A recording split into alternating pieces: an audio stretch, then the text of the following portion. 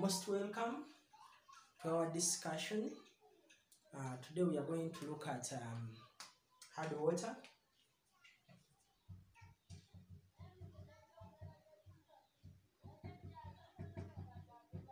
However, meanwhile, I would request you to continue subscribing such that you can get continuous chemistry lessons during this lockdown. I'm Kiseka Michael to take you through hard water. And I'm looking forward to seeing people answering chemistry concepts in the simplest way possible.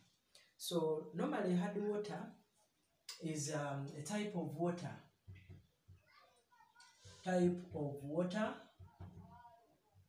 that doesn't easily form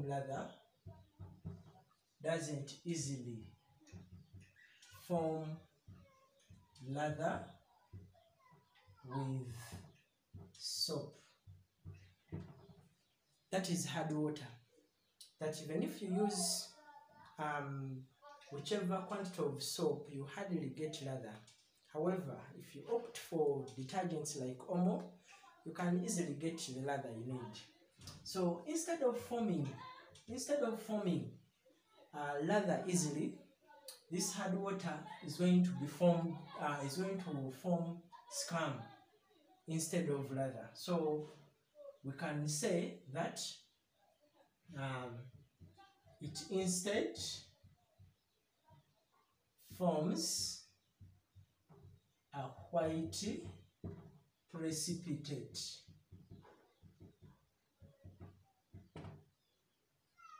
of scum with soap. This hard water becomes hard because of certain salts that are dissolved in water. So likewise, if I continue talking about the basics of hard water, we are going to see to it that hard water contains dissolved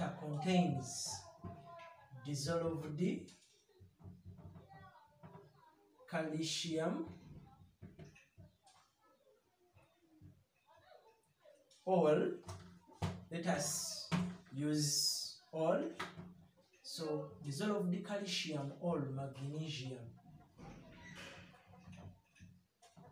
sulfates or carbonates. So before we continue discussing the detailed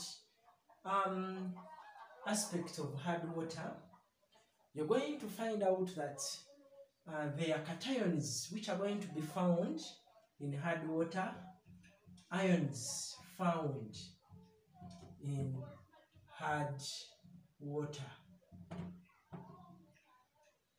There are those which we are calling cations. They should be positively charged, and the anions which are negatively charged. So if we draw a simple table in that kind of format, cations which cause hard water include magnesium, that is the ion of magnesium, and calcium. The anions which form hard water contain a hydrogen carbonate, which is written like that, and a sulfate, which is also written in that kind of format. So when we are discussing hard water, it's going to depend on which salt has formed that type of hardness for us to categorize the types of hard water. These types are basically two. If I look at types of hard water, we are going to look at basically two types. There is one type we call temporary hardness, temporary hard water. In this type, it is either magnesium or calcium hydrogen carbonates that have dissolved within water. So if I'm to define temporary hardness or temporary hard water, is type of hard water. Type of hard water caused by calcium or magnesium hydrogen carbonates.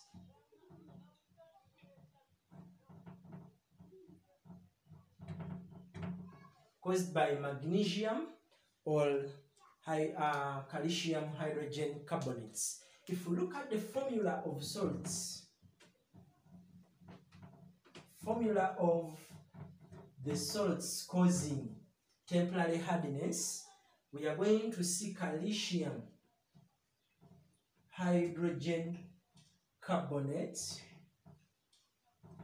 and then magnesium hydrogen carbonate. I'm writing the formulae of these salts in this format because the valence of both magnesium and calcium is 2, since both elements are found in group 2. So since the radical of hydrogen carbonate has a valence of 1, on combination of the 2, we are going to see that the hydrogen carbonate is put into brackets and the 2 is outside the brackets. So in simple terms, we are going to see that temporary hardness is formed by hydrogen carbonates. That's number 1. When we look at the basic characteristics of this type of hardness, the basic characteristics of temporary hardness, which we are going to use to categorize or to differentiate temporary hardness from permanent hardness, or the second type. Basic characteristics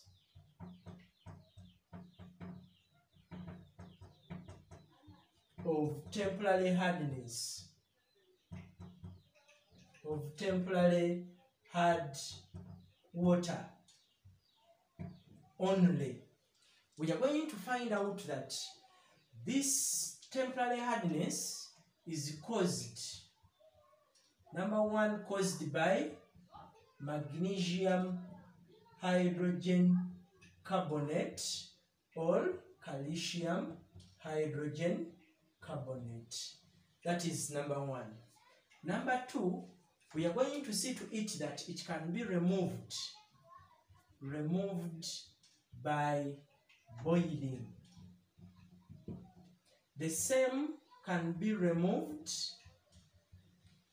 by aqueous ammonia. It can still be removed by lime water. All those I've talked about here cannot be done when we have the other type of hardness called permanent hardness. So type number 2 is permanent hard water.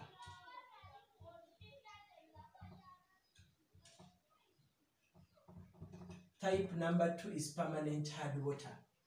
In this type, it is a type of hard water caused by calcium or magnesium sulfates. If I talk about the formula of the salts found in permanent hard water, we are going to see to it that we have calcium sulfate and magnesium sulfate. We are writing the formula of calcium sulfate in this format because the valence of both calcium and the sulfate is the same, it's 2. Likewise, the valence of magnesium and the sulfate is 2. So those valences cancel out and we come up with the formula of that kind of format.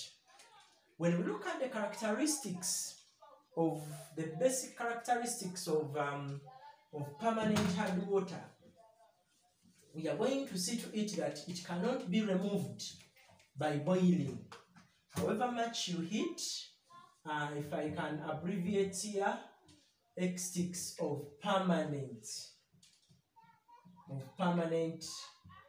hard water.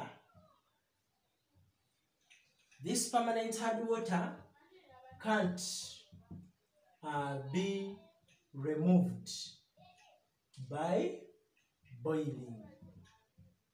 That is number one.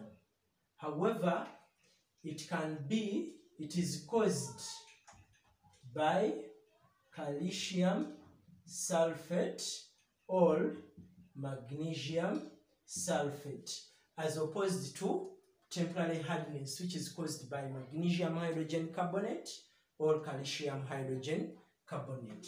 The same can't be removed by aqueous ammonia. Cannot be removed by aqueous ammonia stroke lime water. So however much we can use these three methods to remove temporary hardness, we cannot use those three methods to remove permanent hardness. That's some of the ways we can use to distinguish between permanent hard water and temporary hard water. So at least with this introduction, you now know what permanent hard water is and what temporary hard water is. So by virtue of looking at the two types, we have to go deep into how these types are formed. How do we come up with water which is hard? How do we come up with permanent hardness in water? And how do we come up with temporary hardness in water? So that one takes us to a point of how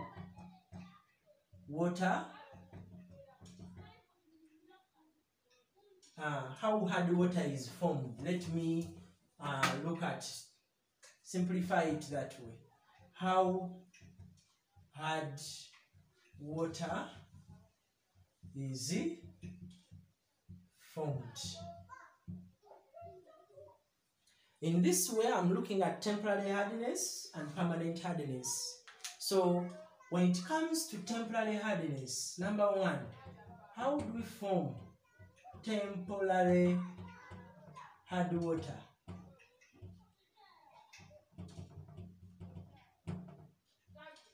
How do we come up with the temporary hard water? In this aspect, like I've always emphasized, and I'm emphasizing this to all the science students there, that try to be summarized in the best way possible.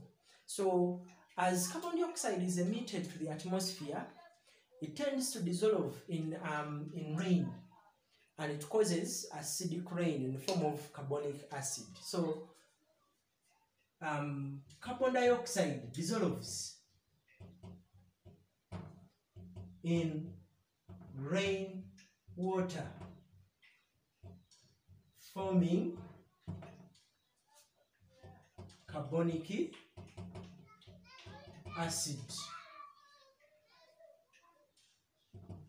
In an equation where carbon dioxide gas dissolves in water, which is a liquid, in a reversible reaction, because the acid is weak, to form a weak carbonic acid, which is aqueous. So if this carbonic acid falls onto ground in rocky areas, when the acidic rain falls in rocky areas, it dissolves limestone. Limestone chemically is the same as calcium carbonate. So it dissolves limestone to form temporary hard water. And this one can be demonstrated in an equation where we have carbonic acid, which is aqueous, combining with calcium carbonate. And when these two combine, we are going to form calcium hydrogen carbonate, which is soluble and represented as aqueous. And this is the cause of temporary hardness in water.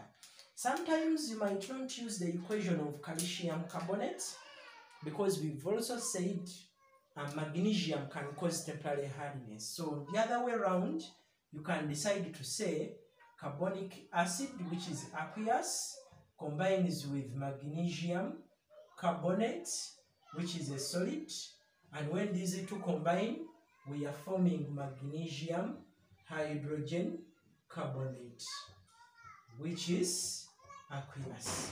And this magnesium hydrogen carbonate is also a cause of temporary hardness in water. When we continue, for permanent hardness, things are very, very cheap. And what we have to discuss on permanent hardness is small. If this is permanent hard water, permanent hard water, how is it formed? This one naturally exists. The cause of permanent hard water naturally exists underground. So if at all rainwater comes and happens to land on an area rich in calcium sulfate, it will just dissolve it, forming permanent hard water. So rainwater dissolves naturally existing calcium or magnesium sulfates, which cause permanent hardness. And simply that is how hard water is formed. You don't have to stress your mind so much, okay? So try to be as summarized as this to ensure that you know how hard water is formed. This section of temporary hardness in water is also discussed in geography under chemical weathering. It is one cause of chemical weathering. So as you're discussing the knowledge in chemistry, try to also assimilate it and apply it in geography, because that section is shared between the two subjects. When we continue, we look at the methods of removal. Actually, before the methods of removal, we look at how we benefit from hard water. Of what importance is hard water? And if hard water is important, where can we obtain it in daily life? Then, in which ways is hard water disadvantageous and why we should avoid it? So, let us look at the advantages.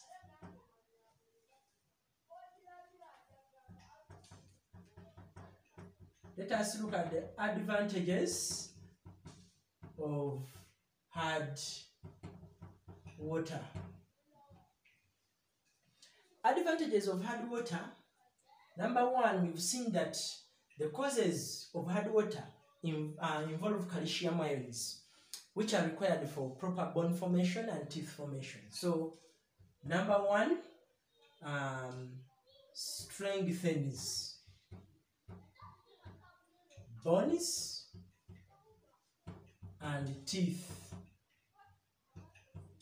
due to presence of calcium ions. Number two, we are going to see to it that it is important in hardening Actually, let us say hardens, not hardening. Let us say hardens because it is an advantage. So hardens egg shells due to presence of calcium ions. 2, used in brewing during formation of alcohol. It is very important. 3, prevents lead poisoning.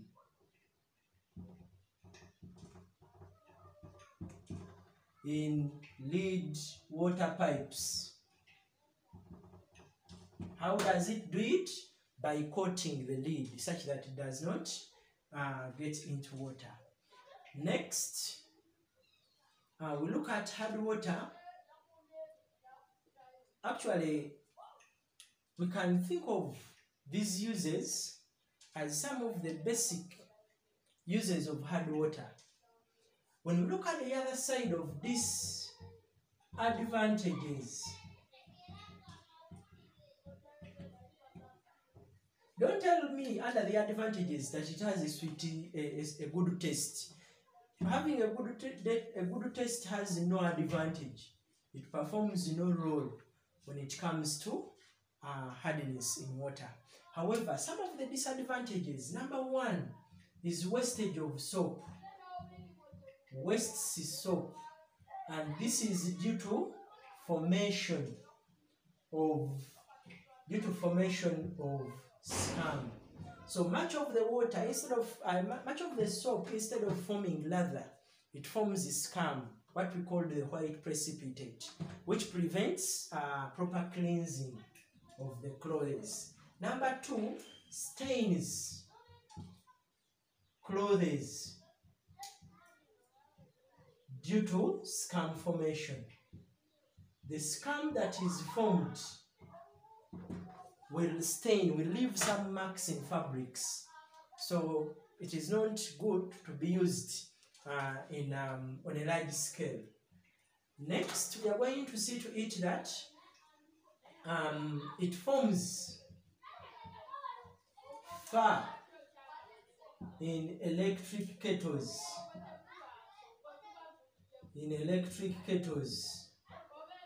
Which wastes energy. It wastes electricity during the functioning of that electric kettle, because much of this fire is going to absorb the heat given out by the coil of the electric kettle. 3, forms scales in boilers, which increases pressure that leads to bursting. So you might find that your boiler water heater bursts from out of the blue because continuous use of hard water has led to coating of the boiler to increase the pressure, or in pressure cookers, such that the pressure can no longer be handled.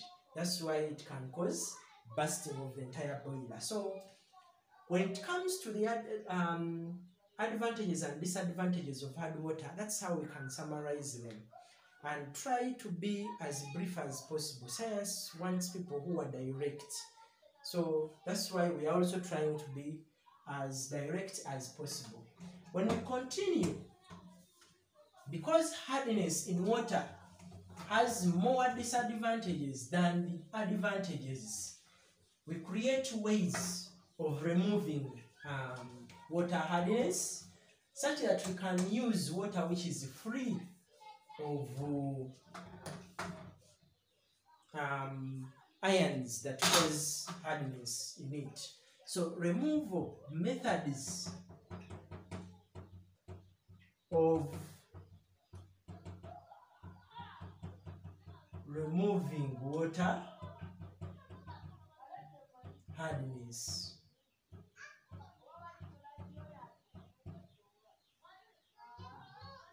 These methods are going to be categorized into two depending on how they function and the basic principle they work on. The first category, I'm calling it number 1, are the physical methods. These ones can even be applied at home because they don't involve any chemical to be used during the operation. So the first physical method is distillation. We discussed this under separation of mixtures. So it is a method that we use to purify water. So this distillation method removes both types of hardness, removes both types of water hardness. So you can use it to remove temporary hard water. Likewise, you can use it to remove permanent hard water, such that you can soften water in that aspect. The second method is boiling. This one only removes temporary hardness. Only removes temporary hardness as calcium or magnesium carbonates. Since the causative salts can decompose.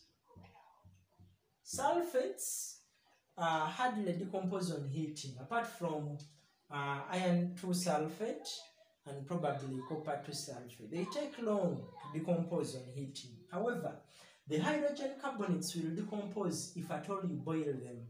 And the decomposition is partial. That where I had calcium hydrogen carbonate, which was aqueous, the moment I boil it, I'm going to come up with calcium carbonate, which is a solid. Because it is insoluble, I'm going to get carbon dioxide gas plus water, which is a liquid. You will find out that the equation will balance itself. However, since this is a solid, it is going to appear in your water as a white precipitate. Write that word in full, however much I'm abbreviating it. So the white precipitate is going to be filtered off and you get your water which is going to be soft. If we take it the other way around, if I'm having magnesium hydrogen carbonate, this one will decompose to form magnesium carbonate, which is insoluble, plus carbon dioxide gas plus water. And because of this, which is a white precipitate, is going to be filtered off such that you end up with soft water. So boiling will only remove temporary hardness. When we go to the second methods, we apply chemicals. That's why we are calling them chemical methods. Chemical method number 1 is use of soap itself. This one removes both types of hardness.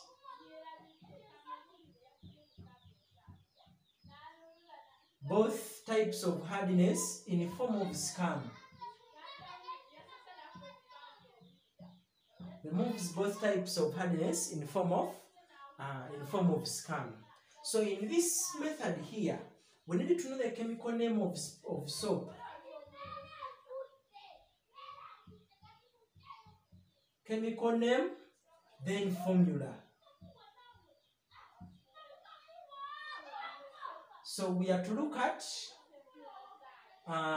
chemical name of soap and then scum. When it comes to chemical name of soap, it is sodium stearate. Scum is calcium stearate. Let me try to enlarge this table such that we can understand what we are discussing here. So we are saying I'm having soap, I'm having scum, and I want to know the chemical composition of each. I'm looking at chemical name and then chemical formula. When it comes to soap, soap is sodium stearate, as opposed to scum, which is calcium or magnesium stearate. So you use either calcium or magnesium, and you call it calcium stearate. Somebody else will call it magnesium stearate. When it comes to the formula, soap is sodium stearate, like that. Then scum is calcium stearate, or it is magnesium stearate. So soap is going to remove scum in form of, remove hard water in form of scum. The moment you get scum, you filter it off, then you will end up with soft water. The equation behind can be ionic or full. However, I'm going to write an ionic equation. Calcium ions from permanent or temporary hardness. I'm going to react them with stearate ions, aqueous, such that I remove them in the form of calcium stearate. Or if I'm having magnesium ions, which are aqueous, reacting with stearate ions, which are also aqueous, I'm to remove them by magnesium in form of magnesium stearate, which is a solid. So I have to balance my equation depending on how the atoms have appeared on the product side. So these two are going to appear as white precipitates. That's why we are saying scum is a white precipitate. Method number 2 is going to be use of detergents. These ones remove they remove both types of water hardness, e.g. detergents like Omo, Nomi, think of Ariel, think of Jik, etc. All those detergents, once used, they will remove water hardness. Method number 3 we are talking about is washing soda. This one is also called sodium carbonate. It is also called sodium carbonate. So it is going to remove both types of hardness. It is going to remove both types of hardness due to formation of insoluble carbonates. Due to formation of insoluble carbonates that are filtered off. So when it comes to the equation, I would like to represent the equation of washing soda in terms of ionic equation.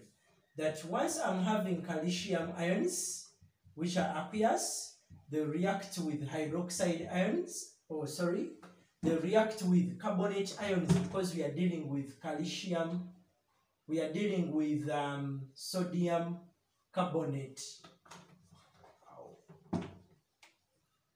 They will react with carbonate ions such that we form calcium carbonate, which is a solid. Or if I'm discussing magnesium ions, these ones will react with carbonate ions such that we form magnesium carbonate, which is also a solid. And since these two carbonates are insoluble, they are going to appear as white precipitates.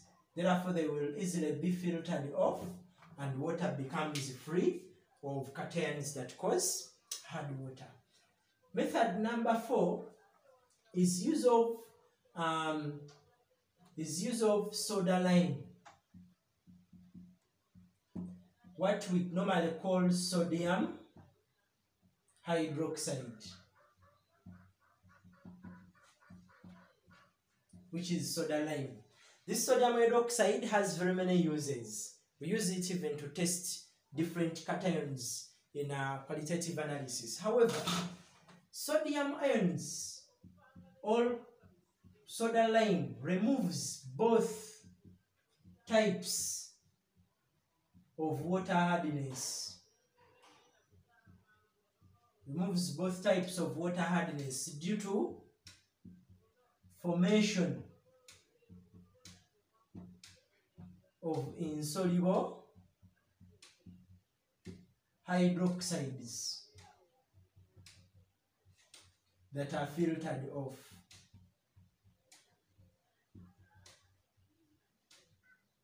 Insoluble hydroxides that are filtered off. Ironically, the equation to represent this reaction is going to be between sodium ions and hydroxyl ions or hydroxide ions from sodium hydroxide, i.e., if I'm having calcium ions, they react with OH ions, 2 of them, to form calcium hydroxide, which is a solid. Or if I'm having magnesium ions, they react with OH ions to form magnesium hydroxide, which is a solid. So because these two solids are insoluble, we are also going to observe them as white precipitates in terms of hard water. That's why they will be easy for us to filter off and we get water which is free of such ions. Method number 5 is lime water stroke calcium hydroxide. This one removes only temporary hardness because it's a weak alkali. And the equation to represent the reaction for this is the same as these equations. So if you have those equations, they can come here and represent the same. However, they will only represent removal of temporary hardness, not permanent hardness, because lime water is a weak alkali. Likewise, the same applies to method number 6, which involves use of aqueous ammonia. Use of aqueous ammonia. This one removes only temporary hardness because it's a weak alkali. So the amount of OH ions these two give us cannot be enough to precipitate magnesium and calcium ions found in permanent hardness. That's why they cannot be used to remove those that type of water hardness. They only remove temporarily because they are weak alkalis. However, they share the same equation. They share the same ionic equation. That's why I've written only one to represent these two other methods. When we proceed, we look at method number 7.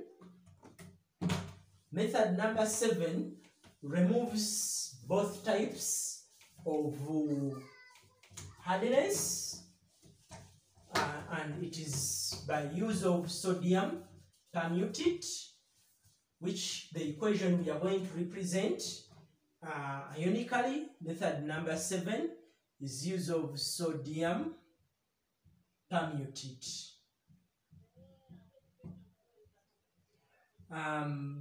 Works on a principle of ion exchange.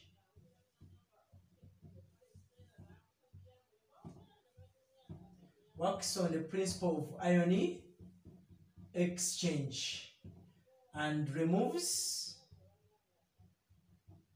both types of hard water according to the following equation.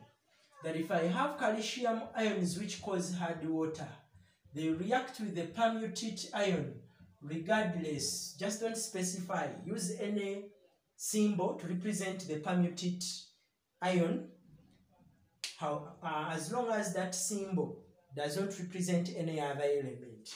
So once these two react, we are going to form calcium X, which is a solid, and will be filtered off.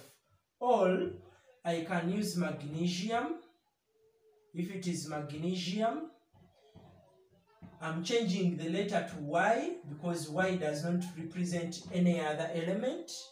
So once the two react, I'm going to form magnesium Y, which is a solid, as long as the letter you use does not represent any other element. So because these two are solids, what we are seeing here is represented in solid state. We are going to see them as white precipitates. White precipitates. That's why they will be easy to filter off, and we get water which is free of ions. So expect water that contains ions which cause hardness to use more soap than soft water. However, once boiled, water that contains temporary hardness will use less soap than water which contains permanent hardness, because boiling only removes temporary hardness. As we summarize this chapter of hard water, we are going to look at the young man called Scam. The young man called Scam. So, what is Scam? Scam is calcium stearate, or you can call it magnesium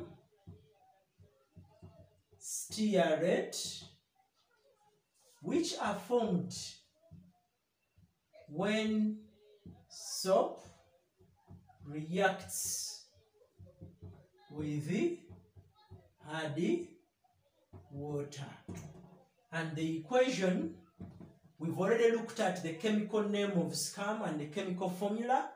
So the equation, today I'm writing, at this point I'm writing the overall equation, because under methods of removal of water hardness, I used an ionic equation. So if I'm having calcium sulfate as a salt that causes permanent hardness in water, I'll react it with the soap, which is sodium stearate.